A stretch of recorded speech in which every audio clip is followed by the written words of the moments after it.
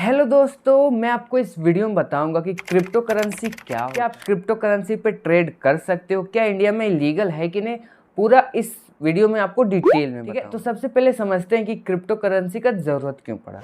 क्योंकि जब तक कोई चीज़ का ज़रूरत नहीं पड़ता तब तक उसका इन्वेंशन नहीं होता है, सबको पता है। ठीक है, तो जब क्रिप्टो करेंसी का ज़रूरत हुआ तब इसका इंट्रोडक्शन हुआ, तब ये इंट्रोड्यूस हुआ, तब इसका इन्वेंशन हुआ।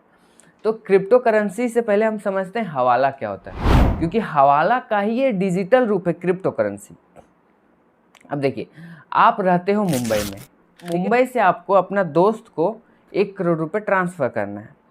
ठीक है, तो अगर आप बैंक से ट्रांसफ़र करते हो तो आपको उसमें 30% इनकम टैक्स देना पड़ेगा।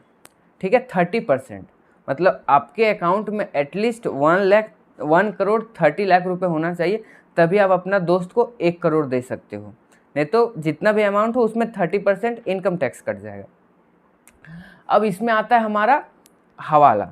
हवाला क्या है कि आप जो हो मुंबई में, आप कोई एजेंट को दिए 1 करोड़, वो एजेंट क्या किया, इसका एक मतलब पार्टनरशिप जो भी हो, इसका फ्रेंड होगा, वो दिल्ली में होगा। ठीक है, वो 1 करोड़ आपका दोस्त को दे दिया। ठीक है, आपने कॉल करके उसका नाम ताम पता तता सारा बता दिया, वो वहाँ पैसा पहुँचा दिया। ठीक है, आपका दोस्त को तो पैसा मिल गया, बट बेसिकली क्या हुआ, आपको कहीं जाने का ज़रूरत नहीं पड़ा, आपको कुछ 30 लाख रुपीज़ वैसा देना नहीं पड़ा।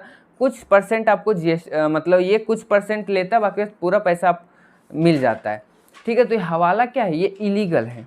ठीक है, और इसमें पकड़ाने का भी रिस्क रहता है। अगर जो पकड़ा जाता है इस पर बहुत स्ट्रॉन्ग केसेस चलता है, फाइल हो जाता है। ठीक है, तो ये क्या है, इलीगल है। बट अब आता है हमारा डिजिटल रूप, जो है क्रिप्टो करेंसी। अब क्रिप्टो करेंसी क्या है, ये एक डिजिटल मनी है। तो सबसे पहले समझते हैं फिजिकल मनी और डिजिटल मनी क्या होता है। फिजिकल मनी उस मनी को बोलते हैं जिसको हम लोग टच कर सकते हैं, जैसे 500 का, 2000 का, 10, 20 जितना भी नोट है उसको हम टच कर सकते हैं, उसको बोलते हैं फिजिकल मनी। और यही जो ऑनलाइन होता है उसको बोलते हैं डिजिटल मनी। ठीक है, तो क्रिप्टो करेंसी क्या है, एक डिजिटल मनी है, और इसमें कोई भी बैंक का कोई ज़रूरत नहीं होता है। ठीक है, जैसे आपका अकाउंट क्या होता है, बैंक में रहता है। ठीक है, तो अगर आप किसी को पैसा भेजते हो तो आपका अकाउंट से कटता है। ठीक है, फिर जिसका अकाउंट में जाता है उसका अकाउंट में डिपॉजिट हो जाता है। तो बीच में क्या है, इंटरमीडिएट का काम कर रहा है ये हमारा बैंक। बट क्रिप्टो करेंसी में बैंक का कोई काम नहीं रहता है। ठीक है, ये डिसेंट्रलाइज्ड है, इसमें सेंट्रल गवर्नमेंट का बेसिकली कोई कंट्रोल ही नहीं रहता है। ठीक है, अगर आप अब समझते हैं कि क्रिप्टो करेंसी क्या हो गया, ये हमारा काम करता है ब्लॉकचेन सिस्टम पे। कितने टाइप के क्रिप्टो करेंसी होते हैं उसके बाद मैं आपको समझाता हूँ कि ब्लॉकचेन सिस्टम क्या होता है। क्रिप्टो करेंसी बहुत टाइप के होते हैं, जैसे उसमें हमारा dose coin, USD coin, XRP हो गया, फिर लाइट कॉइन हो गया। बट इसमें जो सबसे मोस्ट जो फेमस कॉइन है वो है हमारा बिटकॉइन।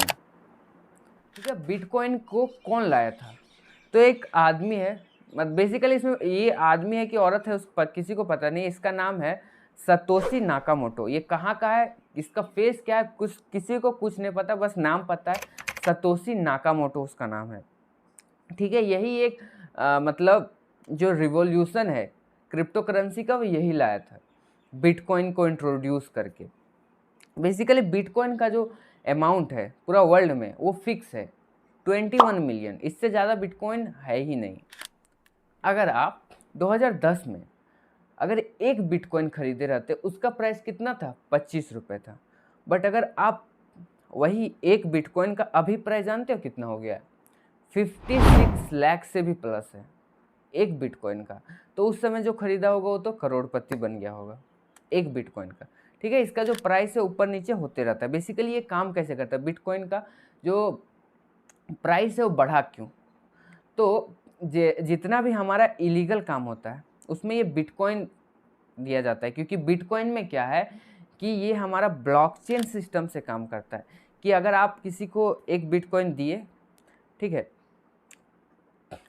आप एक बिटकॉइन उसको दे दिए, ठीक है, आपका जितना भी डिटेल है या फिर उसका भी, जिसको आप दिए उसका कुछ भी डिटेल इसमें पता नहीं चलता है। आपका जो प्राइवेसी है वो मेंटेन रहता है, किसी को पता नहीं चलता कि आप किसको पैसा दिए हो। ठीक है, तो गवर्नमेंट यहाँ कुछ नहीं कर पाता है। इसी टाइप से जो इलीगल काम होता है ज़्यादातर हो गया ड्रग्स, फिर गन तन जो सप्लाई सब करता है, उसमें जो पेड होता है, जो पैसा देता है, वो बिटकॉइन में ही दिया जाता है, ताकि किसी को पता ना चले कि मतलब इधर उधर जो है पैसा आ जा रहा है।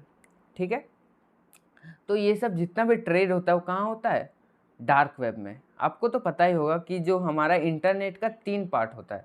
पहला होता है सरफेस वेब, फिर डीप वेब, और जो सबसे लास्ट होता है वो डार्क वेब होता है। तो डार्क वेब में ही जितना भी चीज़ का इलीगल काम होता है वो ज़्यादातर वहीं होता है, और उसमें जो पैसा दिया जाता है वो बिटकॉइन में ही दिया जाता है। ठीक है, अब बिटकॉइन कैसे काम करता है आपने समझ लिया। अब ये इंडिया में ट्रेड करना, बिटकॉइन में आप ट्रेड कर सकते हो इंडिया में, वो लीगल है। ठीक है, एक बिटकॉइन को अब तो क्या गवर्नमेंट मतलब कुछ पॉलिसी ला रहा है, ताकि जिससे क्या हो, बिटकॉइन जो इंडिया में, तो कि आपको पूरा जो क्रिप्टो करेंसी बिटकॉइन के बारे में पूरा समझ में आ गया होगा। तो आप बिटकॉइन खरीद सकते हो, जो जितना भी ऐप होता है, बहुत सारा ऐप होता है, उसमें जाके आप अपना अकाउंट बना के बिटकॉइन खरीद और बेच सकते हो, उसमें ट्रेड कर सकते हो। ठीक है, तो वीडियो पसंद आए तो लाइक कर देना, और चैनल में नए हो तो सब्सक्राइब कर लेना।